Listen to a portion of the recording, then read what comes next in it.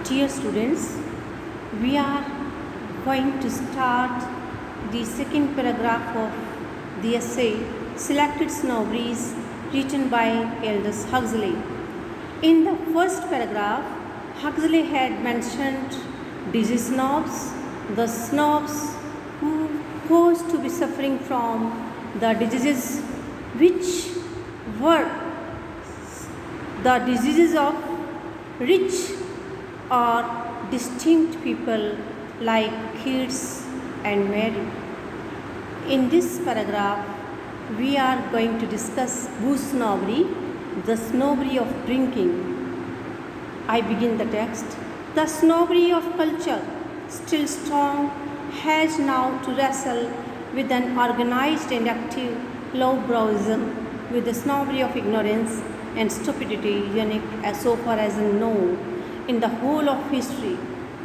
Hardly less characteristic of our age is that repulsive snobbery born of American prohibition.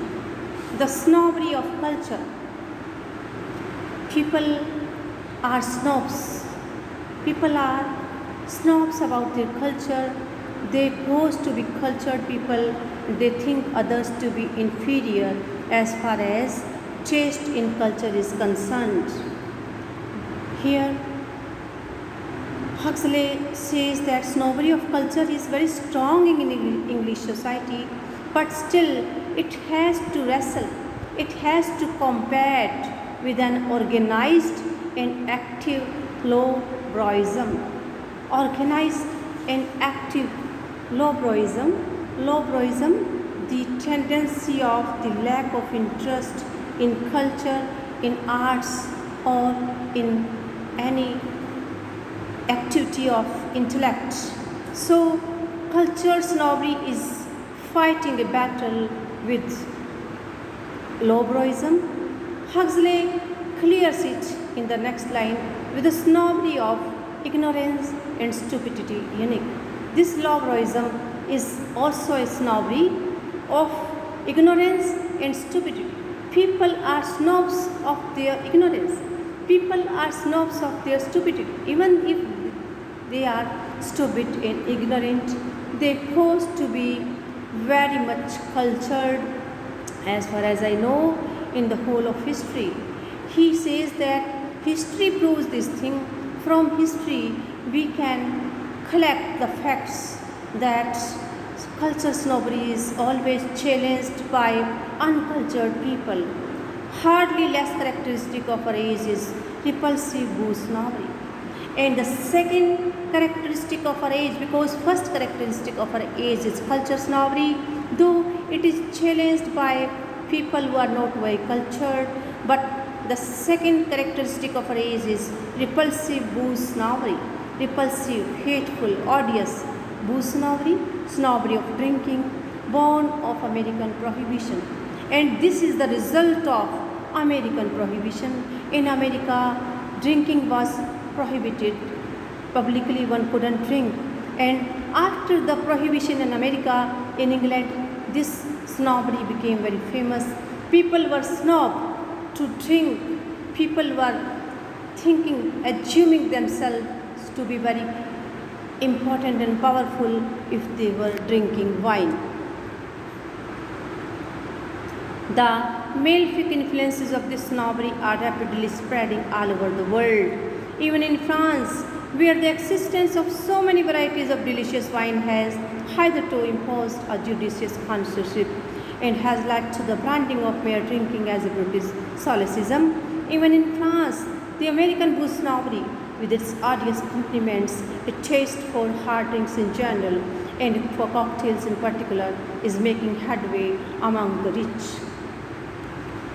The malefic influences of this snobbery, malefic, bad, evil influences of this snobbery, the snobbery of drinking, booze snobbery, are rapidly spreading all over the world. This snobbery is taking hold of the world in its grip.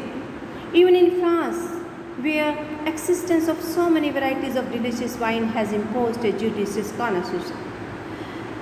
Huxley says that France is famous for its wine. The wine of France is discussed by Keats also in his poem or to nightingale, oh, for a wine, for a draught of wine that has been cool, deep held under the earth. So here Huxley is talking of France, where existence of so many varieties of delicious wine, where a variety of wine is produced, and it also has imposed a judicious connoisseurship, a knowledge, having knowledge, judgment of fine arts or wine. There people have a great knowledge of different kind of varieties of wine. They are very knowledgeable in this field, and even in France also, branding of drinking is a brutish solecism. Even drinking is thought to be very evil, and it is thought to be a brutish, animal-like solecism, breach of manners. One person is not thought to be educated if he is drinking publicly, though France is a producer of great varieties of wine. Even in this country also, branding of drinking is thought to be solecism. Even in France, the American booze snobbery with its odious accompaniments, and in France, American booze snobbery has got its effect, and it brought with it some hateful things, odious, hateful accompaniments are there. What things are accompanied by booze snobbery? A taste for hard drink in general. Generally, people have taste for hard drink. They don't mix spirit or any other juice in wine. They drink pure alcohol. In generally, people drink pure alcohol, and cocktails in particular, but in particular parties, on particular occasions, people are having cocktails when alcohol is mixed with spirit, juice or any other thing. It is making headway. It is a fashion among rich people. Booze snobbery has now made it socially permissible, and in some circles even rather creditable for well brought up men and women of all ages from 15 to 70 to be seen drunk, if not public, at least in tempered privacy of a party. Booze snobbery has made it socially permissible. Now, booze snobbery is declared legal. It is permissible. Society permits it. Socially permissible. There is no law, but society permits it. Government may not permit it, but society permits it. It gives a go ahead to drinking, and in some circles it is creditable also. It is a thing of credit. It is mentionable thing if people are drinking wine for well brought up men and well brought up women of all ages, and this is novelty.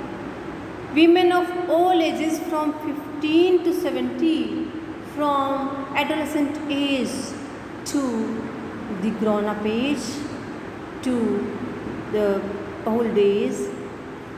Not only men, even women are drinking. If they are not drinking publicly, at least they are drinking in the privacy of a party. Modernity snobbery, and next to booze snobbery, first is culture snobbery, then is booze snobbery, and after that comes modernity snobbery.